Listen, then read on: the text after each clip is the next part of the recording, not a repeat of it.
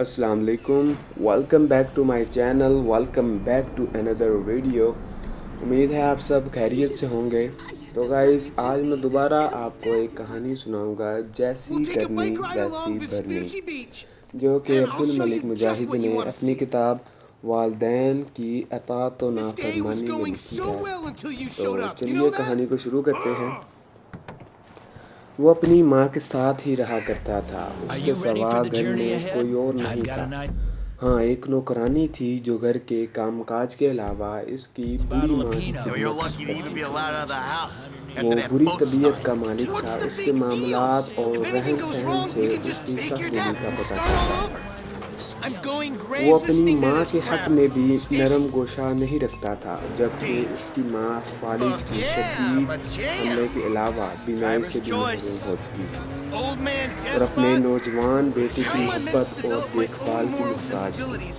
माँ की खिदमत का क्या जिक्र, उसने तो अपनी बूढ़ी माँ की तरफ कभी प्यार भरी नज़र से देखना भी दोबारा नहीं किया। वो अपनी माँ की खिदमत नहीं करता था। माँ के सारे मामलात की निगरानी और देखभाल नौकरानी ही पर छोड़ दी थी।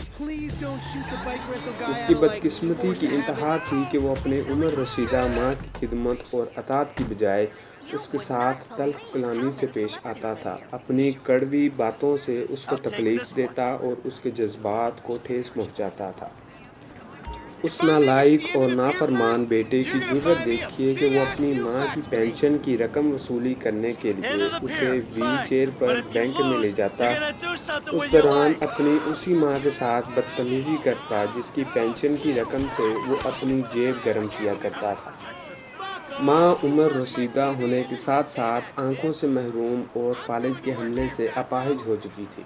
वो उम्र के आखिरी हिस्से में अपने नाफरमान बेटे की अजियतनाक बातें सुनती, मगर वो कर भी क्या सकती थी। बहुत मजबूर थी। वो नालायक बेटा माँ से यहाँ तक कह देता, तू अंधी फालिज ज़दा और लकवा की मारी हुई है। तेरी वजह से मैं आजमाइश में पड़ गया हूँ।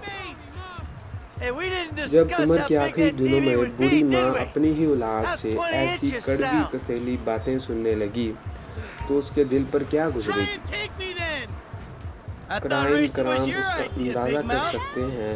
वो बेटे की बातें सुनकर बड़े सब्र तहम्मुल और ज़ब्त से काम लेती, मगर कभी ऐसा भी होता कि उससे दिल से आह निकल जाती और वो ज़ारो कतार रोने लगती। माँ के आंसू देखकर बजाय इसके बेटे का दिल नरम हो जाए, उल्टा उसकी ज़ुबान से नाज़ेबा अल्फाज निकलने लगते। एक दफ़ा तो उसने माँ के आंसू देखकर यहाँ तक कह दिया, अल्लाह की कसम, अगर तेरी पेंशन मेरी रोज़ी से मरबूत ना होती तो मैं तुझे बूढ़ों के घर छोड़ आता। नालायक बेटा ये जुमला कहते हुए नाक मुँह चढ़ाता, मगर इसकी बूढ़ी माँ की जो कैफियत होती वो नाकाबिले बयान है। बेटे के जारहाना कलमात से उसका कलेजा मुँह को आता। शिद्दत तकलीफ और गम से उसका दिल फट रहा होता। बैंक से घर वापस आते ही नालायक बेटा अपनी माँ की पेंशन का पैसा जेब में डालता और माँ को नौकरानी के हवाले करके बाहर निकल जाता।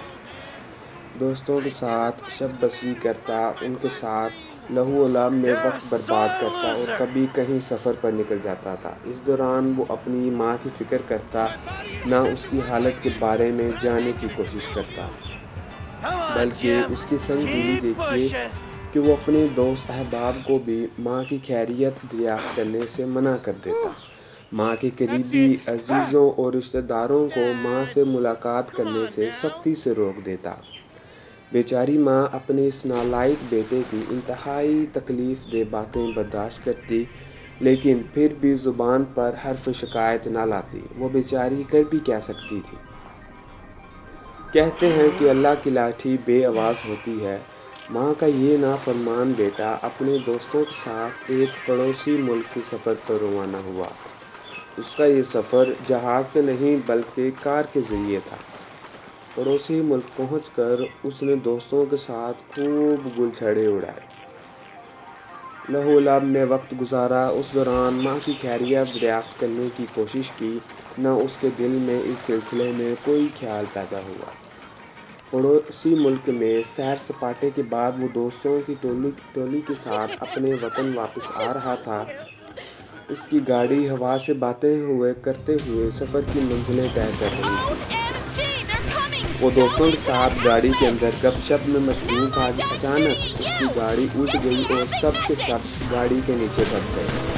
मगर इतने बड़े हादसे के बावजूद सारे नौजवान महफूज रहे। इन्हें थोड़ी बहुत खराश आई थी, अलबत्ता उनमें से अगर किसी को शदीद चोटें आई थी तो वो आँख से महरूम और खालिद के हमले की शिकार का वो नाफरमान बेटा था, जिसने माँ की तरफ कभी मोहब्बत की निगाह में नहीं डाली थी, जिसकी पेंशन की रकम बैंक से निकलवा कर वो पड़ोसी मुल्क में रंगोलियाँ मनाने गया था। इस शदीद हादसे के बाद नाफरमान बेटे को अस्पताल में दाखिल करा दिया गया। वो तकरीबन 1 माह तक पाबंद बिस्तर रहा।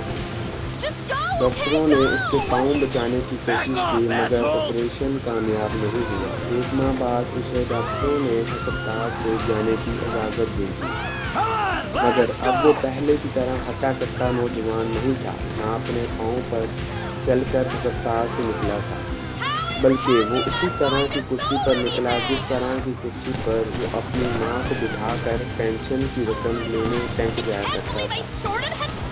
फिर एक वो दिन भी आया जब अपनी वालदा का ये नाफरमान बेटा बैंक के फेरे लगा रहा था, मगर वो अपनी माँ की पेंशन हथियाने नहीं बल्कि हुकूमत की तरफ से अमदादी वजीफ़ा हासिल करने के लिए पहुँचा।